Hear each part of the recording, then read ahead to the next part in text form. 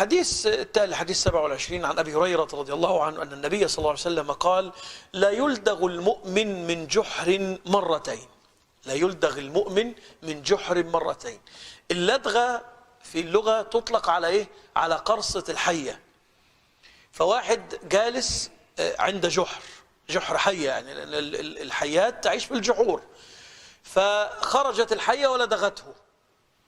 طبعا بداهة اللي يحصل طالما لدغ من هذا الجحر يعمل ايه؟ يبتعد عنه.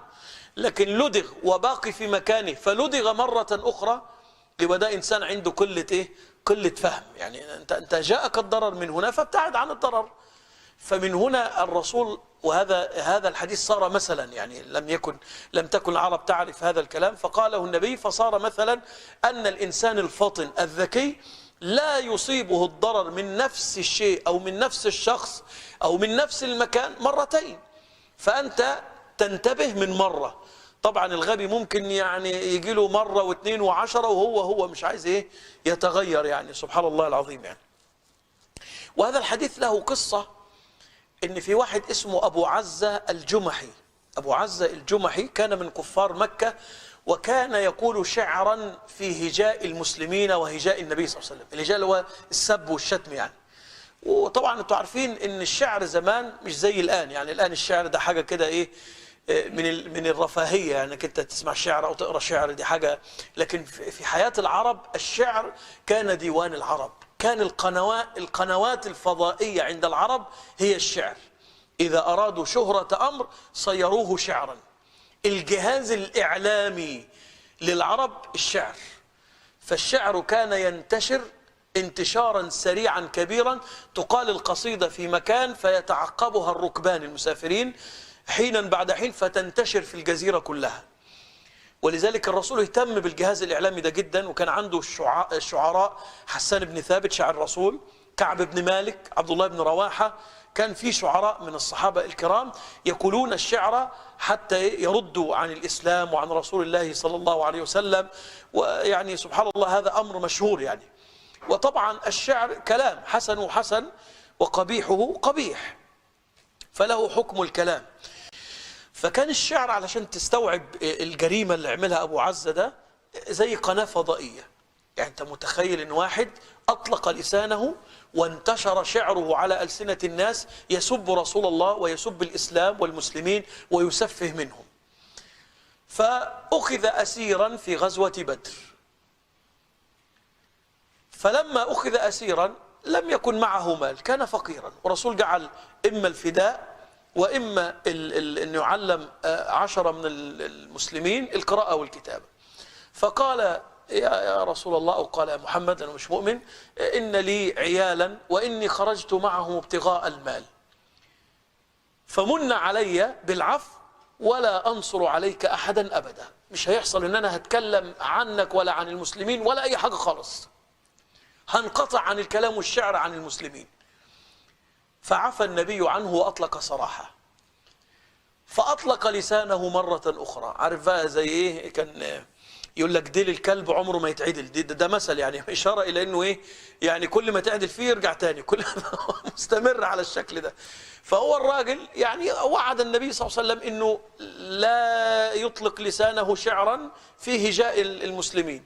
فأول ما الرسول أطلق سراحه بدأ مرة تانية يتكلم ويشتم ويعمل شعر. سبحان الله، غزوة أحد كلها هي فيها 70 شهيد، الأسرى كان واحد بس. عارف مين؟ هو المشؤوم ده. الصحابة هم راجعين للمدينة لقوه في طريقهم خدوه. فطبعا أراد النبي صلى الله عليه وسلم أن ينفذ عليه، لأن ده بالتعبير العصري مجرم حرب، لأنه أطلق لسانه في سب الإسلام والمسلمين وكذا وكذا. فقال يا محمد من للعيال، من لكذا، من لكذا، فما خرجت إلا ابتغاء المال. فقال النبي صلى الله عليه وسلم لا يلدغ مؤمن من جحر مرتين، والله لا تمسح عارضيك بمكة وتقول خدعت محمدا مرتين. ما ينفعش، ما ينفعش. يعني عشان ايه؟ في العفو وفي السماحه، لكن كل حاجه لها ايه؟ لها حدها. فما اطلقش صراحك للمره الثانيه وبعدين تضحك وتقهقه في مكه وتقول انا ايه؟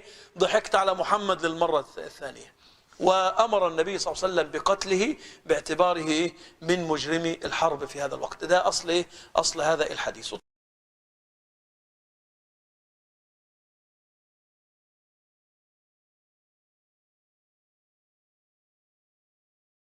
طبعا المقصد من الحديث أن المؤمن يكون عنده فطنة وذكاء في هذه الدنيا والتعامل مع الناس.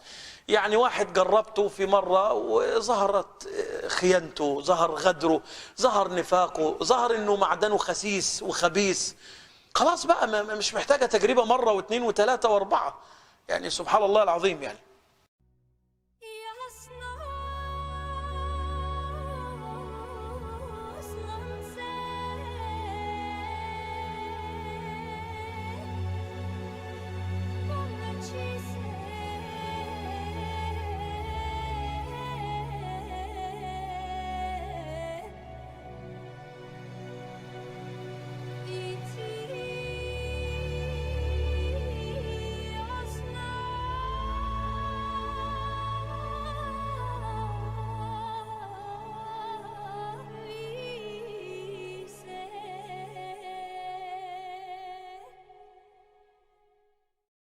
عمري عدى 120 سنة، وطول حياتي عمري ما شفت قاتل فاجر زي محمد، يقتل الرجال، يأسر النسوان والأطفال،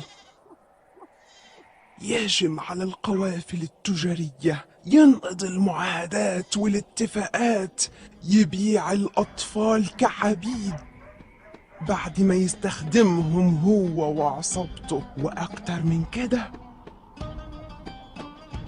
بيعمل كل ده تحت اسم الإله.